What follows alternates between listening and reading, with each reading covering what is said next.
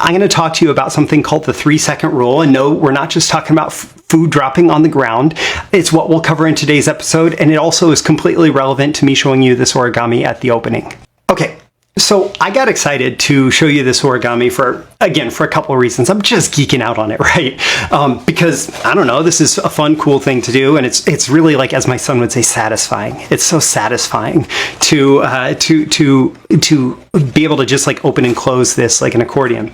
But the other thing is, it's a very visual and interesting, compelling thing to look at that I was showing you within the first 3 seconds of the video to capture your attention, to hook your attention, and get you here with me for the rest of today's episode. And part of the reason that I did this, part of the inspiration for this, is because I'm going through this book, Hook Point by Brennan Kane. And this book, I mean, as marketers, as copywriters, we know that the first sale that we have to make is the attention sale. We have to get somebody to pay attention. We have to get somebody to like give us their attention throughout the marketing message, throughout, even if it's a YouTube video, even if it's a podcast episode, whatever, we have to get their attention within the first couple seconds, the first 3 seconds. And one of the reasons for actually using the 3 seconds here was because Facebook actually starts measuring video views at 3 seconds, which is how long they've determined you are going to be on a video if you are not just scrolling past it. So if a video catches your attention in the first 3 seconds, then it's considered a video view on Facebook. Otherwise, it's considered a scroll because of Facebook's autoplay, right? But the other thing is 3-second rule, like food. I drop the food on the ground, count to 3, pick it up, right? The reality is, for food, bacteria can get on the food basically as soon as it hits the ground. So maybe don't use the 3-second rule for food, but it's a pretty good one for attention in marketing. And so if you want to get someone's attention, you know that you need some kind of hook, you need some kind of compelling thing to draw them in. And traditionally with copywriting, we think of, the headline. The headline is what hooks them. But the reality is, today we live in such a multimedia world that that hook could be something visual. It could be origami on the screen, right? It can be this interesting origami pattern that I'm showing you.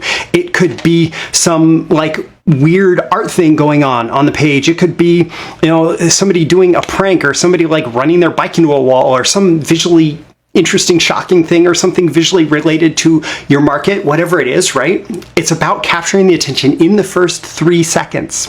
And then having that attention, and by the way, I'm going to say capturing the attention in a pretty relevant way. So I was able to make origami relevant to the marketing message, right? But I'm not going to necessarily do some random attention grabbing hook if I'm not able to make it relevant. So you capture that attention in the first 3 seconds and you carry it over into the rest of your marketing message.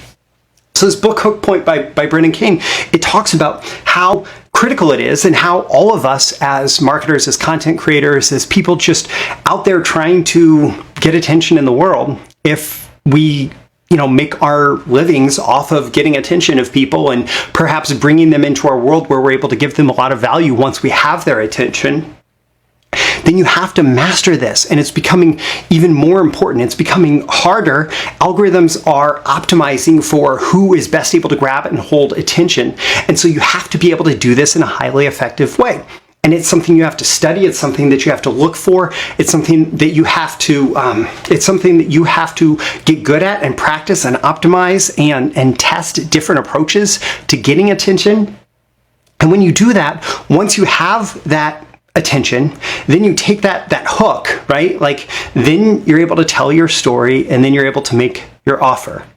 And you're able to bring that through, but it doesn't matter unless you're able to get the attention within the first 3 seconds, because people are zooming by you as they're scrolling Facebook, as they're going through YouTube, they're like, zooming by you there, as they're all these places. You have less than 3 seconds to capture their attention. And honestly, like, as somebody who meditates, as somebody who practices mindfulness, as somebody who values slowing down, as somebody who values disconnecting from this like constant barrage of dopamine inducing stimulation, part of me doesn't love this. But the reality is that we are in this world where me showing you this fancy origami, right? Me showing this to you and using that as a way to capture your attention visually so that we can slow down and have this conversation and I can deliver this value about, in this case, capturing attention. Like, that's what's needed and is necessary for us to get our messages out into the marketplace today. And if you want to learn more, I'll include a link in the description to Hook Point by Brennan Kane. I'm finding it to be a good book. I'm only partway through at this point. I'm finding it to be pretty fascinating, and he has a good story as well. Let's see. And importantly, hooking the attention is only the first step. So, like I said, that hook has to be connected to your story, to your offer. You have to have a whole progression of relevant connections where you take someone from that first moment where you get their attention, and then you get them actually interested in your messaging. And then through that interest in your messaging, you start to teach them about something that is available to them, some positive future state that's possible if they take certain actions, and get them desiring to take that action. And then actually get them to take that action, which is buying your product or service.